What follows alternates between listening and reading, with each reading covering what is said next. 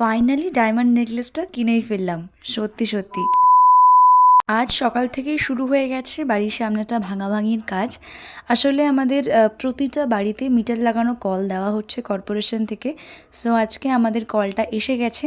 জানো তো, এরকম রাস্তা ভাঙাভাঙি আমার এগুলো দেখতে একদম ভাল লাগে না, এত সুন্দর জায়গাটাকে নষ্ট করে ফেললো।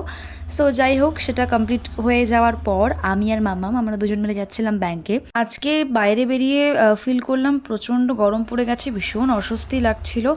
বেসিক্যালি এটা কোনো রিয়েল ডায়মন্ডের নেকলেস নয়, এটা ফেক একটা নেকলেসের সেট। এটা আমি আমার দাদার রিসেপশনে পরবো বলে, মানে শাড়ির সাথে পরবো বলে কিনেছি মিশো থেকে। মাত্র 120 রুপিস মেবি হবে হয়তো। তো যাই হোক, ফার্স্টে তোমাদেরকে একটু বোকা বানিয়ে দিলাম।